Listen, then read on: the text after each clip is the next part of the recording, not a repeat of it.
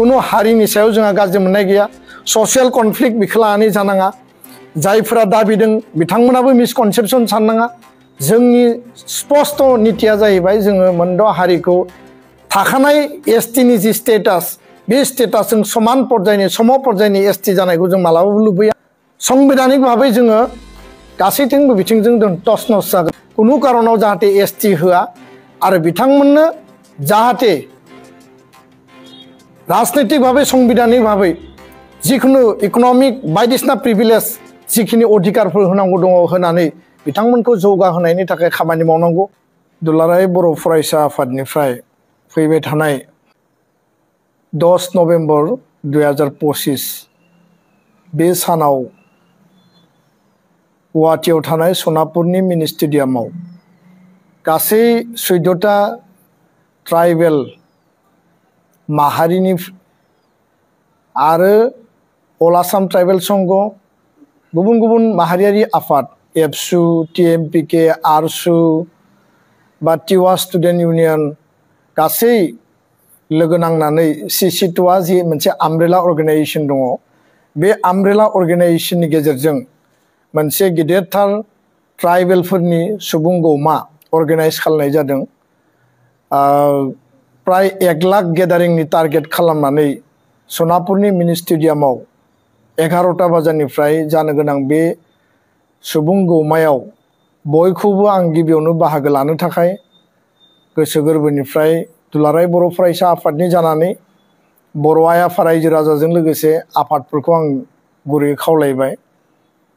बे सुबुं गौमानि गुबै थांखिया जाबाय जे आथिखालाव आसाम सरकारा आरो भारत सरकारा जथायहै मोनद' आसामनि पपुलास आरो एडभान्स कमिउनिटिखौ गोदानै एसटि थिसननायनि जे मोनसे ब्लुप्रिन्ट बेखौ होबथानायनि थाखाय आरो कुनु कारनाव जाहाथे थाखानाय एसटिफोरा बे गोदानै एसटि थिसननायनि थाखाय जेंनायाव मोगा मोगि जानो गोनां जाया बा जोंनि मोनखानाय राजनैतिक आरो संबिधानिक जि कन्स्टिटिउशनेल आरो पलिटिकल जि राइट्स बे राइट्सआ जाहाथे खर्ब जाया बेखौनो लानानै आनइकुइभोकेल अपोज माने एगेन्स्ट माने 6 माने कमिउनिटी जि शेड्यूलिंग इशू बेखौ लानानै जोङो थिक थाक खालामनाय जादों आरो बेखायनो दुलाराय बर' फरायसा आफादा अल आसाम ट्राइबेल संघ मिरु आफाद जिल्ला आफाद साब डिभिजन आरो बर' माहारिनि गुबुन गुबुन आफादफोरखौ जोङो बर' थुनलाइ आफाद हारिमु आफाद जोंनि गासै गौथुमफोरखौ जोङो खावलायदों अलरेडि जों बिनि सायाव खेबसे मेल जिरायखांबाय दा दिनै आङो बे प्रेस मिटनि गेजेरजों दुलाराय बर' फरायसा आफादा सारा आसाम नाङै गासै बर' आइ आफा रायजो राजाफोरखौ बे 1 लाख गेदारिंनि टारगेट हिसाबै जिल्लाफोरनो दखराफोरनो जोङो थिक खालामनानै होदों आरो थांनायनि थाखाय गारि गुरानि जिखिनि बेबस्था नांगौ बेखौबो जोङो थिक खालामदों लोगोसेनो दुलाराय बर' फरायसा आफादा बे बाथ्राखौ आं स्पष्टयै रायजो राजाखौ खुथारै खावलायनो नागिरदों गावबा गावनि एरेन्जमेन्टनि गेजेरजोंब्लाबो आरो जोंनि यां जेनेरेशन जायफोर इयुथ्सफोर दङ माहारियारि आफादफोर दङ बिथांमोनाबो गावबा गावनि बेबस्थानि गेजेरजोंब्लाबो जायफोर कनसियास सिटिजेन बयबो जाहाथे बे सनापुरनि मिनि स्टेडियामाव फैबाय थानाय 10 नभेम्बरनि 11 बाजारनि हाबाफारियाव बाहागो लाहैयो आरो 9टा बाजारनि सिगां जाहाथे जों बयबो हाबहैनो हायो बे खोथाखौनो आङो दिनै बे प्रेस मिटनि गेजेरजों खावलायनो थाखाय बेखौ लिंनाय जादों नोंथांमोना बयबो मिथिगौ जे आहम सुतिया मरान मटक आरो टि ट्राइब आदिबासी लोगोसेनो कच राजबंशी बे मोनद' हारि जाय हारिफ्रा एडभान्स कमिउनिटी दिनै आहमा 600 बोसोर रायजो खुंदों आहमनि गोबां चिफ मिनिस्टार आसामाव जालांबाय आं मुंफोरखौ लानो सानाखै दिनै आहमनि चिफ सेक्रेटारिनिफ्राय लानानै कमिशनार सेक्रेटारिनिफ्राय लानानै इउपिएससिआव एपिएससिआव मेडिकेल आरो इन्जिनियारिंआव बिथांमोना जेब्लायबो जायगा आवग्रिनानै बिथांमोना एडभान्स जौगानाय कमिउनिटी हिसाबै दिनै रिकगनिशन मोनदों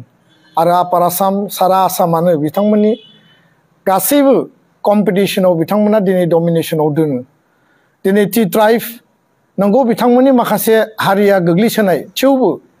बिथांमोना गुबुन गुबुन टाइमाव माइग्रेशन जादों आरो माइग्रेशन जानायनि थाखाय दिनैबो जोङो हमनो हाया बिथांमोननि साइलेन्ट माइग्रेशनखौ आरो बिथांमोननि पपुलेशना लार्ज स्केलाव दिनै बारायलांदों आरो साहा बागानाव बिथांमोनखौ टि लेबार हिसाबै ब्रिटिशनि सासनाव लाबोनाय जादोंमोन दा बेखायनो जोंहा हारिनि सायाव जेबो हिंसा बा इनाय साननाय गैया किन्तु जि एसटि स्टेटासखौ लानानै डिमान्ड खालामदों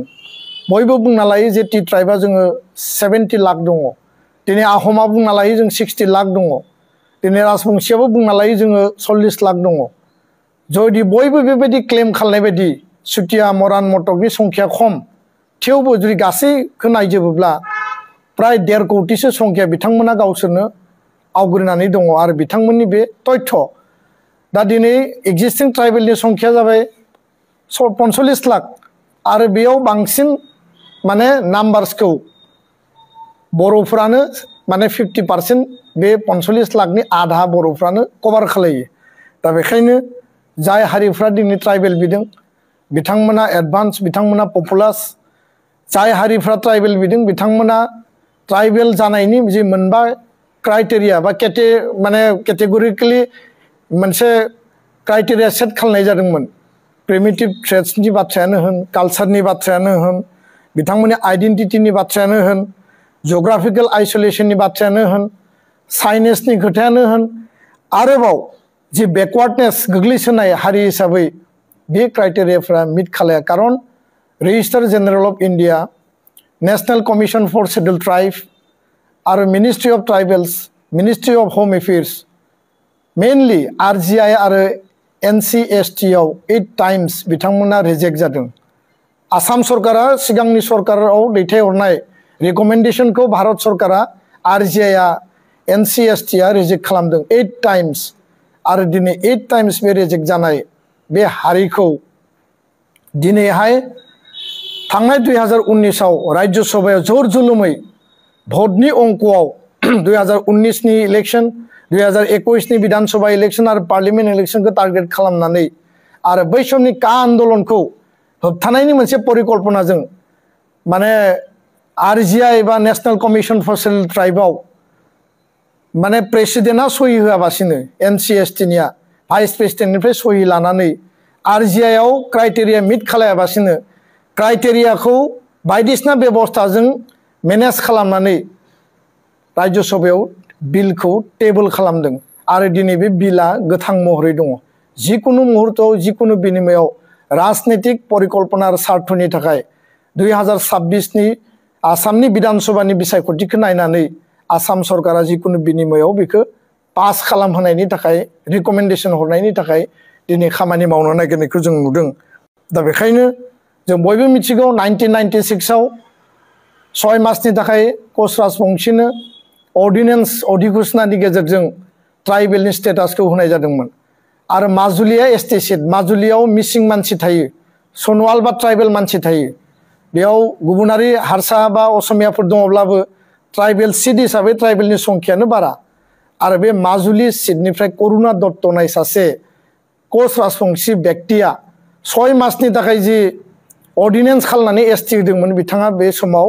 MLA देरहानानै फैदोंमोन ST समस्तिनिफ्राय कच राजबंशी मानसिया गोदानै ST मोननायनि उनाव आरो मेडिकेल इन्जिनियारिं APSC UPSC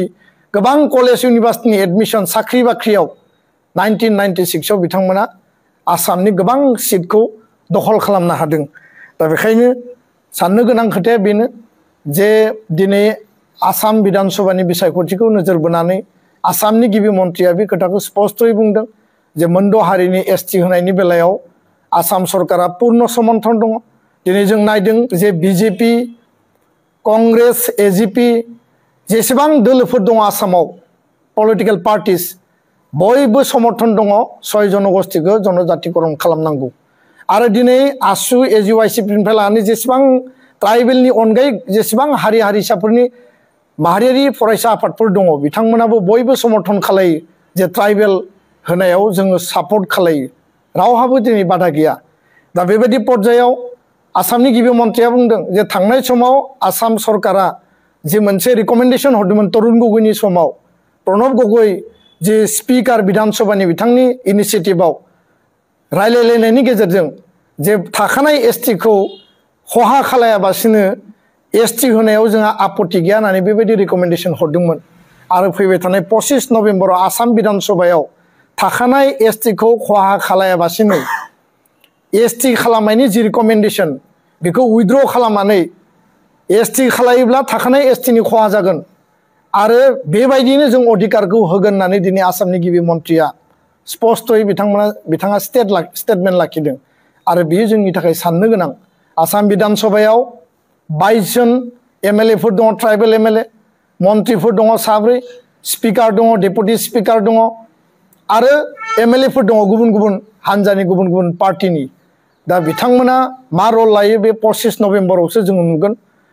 रुलिंनिफ्राय मा रल लायो अपोजिशननिफ्राय मा रल लायो जिहेतु मोनसे धारणा होनानै दोनदों जे आसामाव जुदि 1.5 कोटि बे जनसंख्यानि सुबुंफोरा जुदि एसटि जायोब्ला आसामा ट्राइबेल स्टेट जागोन होननानै भारतनि संबिधानाव कुनु खनायाव कुनु आर्टिकलाव कुनु सिडुलाव एसटि स्टेट बा ट्राइबेल स्टेट होननानै बेबायदि कनसेप्ट लिरनाय गैया बे मोनसे भुवा धारणा होनानै माने बांलादेशनिफ्राय रैखा खालामनो थाखाय एसटि खालामनांगौ बेबायदि परिबेसखौ दिनै तयार खालामनाय जों नुदों दा बेखायनो मानगोनां आइ आफा रायजो राजा नोंथांमोन जुदि गोदानै मोनद' हारिखौ एसटि खालायोबा दिनै आनडिभाइडेड गवालपारानि खोथाखौ सिंजों सिं सावरायबाय थानाय जों खोनादों आरो दिनै मरान मटकनि खोथाखौ सिंजों सिं सावरायबाय थानाय खोनादों टि ट्राइबनि 36टा जि ट्राइब जायखौ रिकमेन्डेसन खालामदोंमोन बे खोथायाबो दिनै सोलिबाय थादों आरो बेबायदि जुदि जायोब्ला दिनै नाय माने कार्बि आंलं दिमा हासावनि खोथाखौ आं बुंथलिया बिथांमोना हिलाव दङ हिलनि थाखाय 6 शिड्युल होनाय जादों किन्तु प्लेन्सआव बिटिसिआव बिटिआरआव जुदि मोनद' हारिया एसटि मोनोब्ला आहमा जोंनियाव फैया हमा लाबाय मरान मटका जोंनियाव फैया हमा लाबाय सुतिया जोंनियाव फैया किन्तु कच राजबंशी आरो जोंनि जि आदिबासी बा टि ट्राइब जोंनि जायगायाव दङ बिथांमोना जुदि गोदानै एसटि जायोबा इनक्लुड जायोबा जोंनि भिसिडिसिनिफ्राय जोंनि 40टा माने काउन्सिलनि समष्टिनिफ्राय मोनद' एसेम्ब्लिनि एसटि समष्टि दङ बिटिसि बिटिआरआव आरो गासै आसामाव 19टा दङ आरो लोगोसेनो क'क्राझार लकसभा सीटआ दिनै एसटि डिफुआ एसटि डिफुआवथ' रावबो गेलेहैनाय नङा किन्तु क'क्राझार लकसभायावथ' बयबो गेलेगोन दा बेबायदि जायोब्ला पन्चायतनिफ्राय लानानै भिसिडिसि चेयारमेन प्रेसिडेन्टनिफ्राय लानानै दिनै वार्ड मेम्बारनिफ्राय लानानै दिनै माने काउन्सिलनि समष्टिनिफ्राय लानानै अट'नमास काउन्सिलनि समष्टिनिफ्राय लानानै बिनि चिफ डेपुटि चिफ इएम बे गासैबो पर्यायाव एसेम्ब्लि आरो पार्लियामेन्टआव बिथांमोना गेलेनो हागोन गेलेयोब्ला बिथांमोननि पपुलेसना जिहेतु बारा बिथांमोना जिहेतु एडभान्स कमिउनिटि अट'मेटिकेलि जोंनि काउन्सिल जोंनि आन्दलनजों मोननाय जोंनि थैनि बिनिमयाव जि बिटिसि बिटिआर मोनबाय बर' कसारि काउन्सिल मोनबाय आरो मिसिं टिवा राभा सनवाल थेङाल देउरि जेसेबां काउन्सिल दङ बिनि कुनु अस्तित्व थानाय नङा राजनितिक भाबै जों दमन जागोन आरो संबिधानिक भाबै जोङो गासैथिंबो बिथिंजों जों टस नस जागोन दा बेखायनो बे खोथाखौ जोङो स्ट्रंलि बुंदों कुनु हारिनि सायाव जोंहा गाज्रि मोननाय गैया ससियेल कनफ्लिक्ट बेखौ लानानै जानाङा जायफोरा दाबिदों बिथांमोनाबो मिसकनसेपसन साननाङा जोंनि स्पष्ट नीतिया जाहैबाय जोङो मोनद' हारिखौ थाखानाय एसटिनि जि स्टेटास बे स्टेटासजों समान पर्यायनि सम पर्यायनि एसटि जानायखौ जों मालाबाबो लुबैया आरो बिथांमोननो गोदानै एसटि थिसननायखौ जों अपोज खालामो कुनु कारनाव जाहाथे एसटि होआ आरो बिथांमोननो जाहाथे राजनैतिक भाबै संबिधानिक भाबै जिखुनु इकनमिक बायदिसिना प्रिभिलेज जिखिनि अधिकारफोर होनांगौ दङ होनानै बिथांमोनखौ जौगाहोनायनि थाखाय खामानि मावनांगौ दिनै मराननो काउन्सिल होबाय मटकनो काउन्सिल होबाय कमताफोर काउन्सिल होबाय जों बादा होआखै जों गोदो सानदोंमोन जे काउन्सिल अट'नमास काउन्सिला ट्राइबेलनि थाखायल' गुबुन गुबुन हारि माहारिनि डेभेलपमेन्ट काउन्सिल होदों किन्तु दिनै बिथांमोननो अट'नमास काउन्सिलाव होनायाव जोंहा बादा गैया दिनै मेडिकेल कलेजाव इन्जिनियारिं कलेजाव आदिबासीनो टि ट्राइबनो मरान मटकनो कच राजबंशीनो कटा होदों जोंहा बुंनो गोनां गैया बिथांमोना जि कटा लाया मानो बिथांमोना जौगालांथों स्टुडेन्ट बिथांमोननि जौगानायाव जोंहा आपत्ति गैया किन्तु थाखानाय एसटिखौ आरो बे थाखानाय एसटिखौ जाबसिननानै एसटि खालामनायखौ जों लुबैया आरो कुनु कारनाव गोदानै एसटि खालामनायखौ जोङो लुबैया आरो बेजों जोंनि राजनीतिक आरो संबिधानिक अधिकारा बे धंस जागोन आरो बेखायनो फैबाय थानाय जि 10 नभेम्बर 11 बाजायाव सनापुरनि मिनि स्टेडियामाव बयखौबो लोब लोब थांनानै ट्राइबेलनि जि मोनसे इउनिटि आरो ट्राइबेलनि जि स्ट्रेंथ बेखौ दिन्थिहैनो थाखाय खावलायबाय कारन आपार आसाम लवार आसाम दिनै गासैबो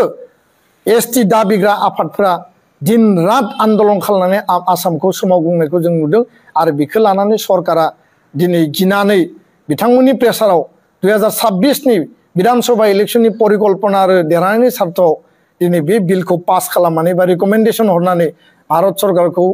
पार्लियामेन्टआव बिल पास खालामनायनि थाखाय बाध्य खालामनो नागिरदों आं बेखिनिखौनो फोरमायबाय आरो खावलायबाय।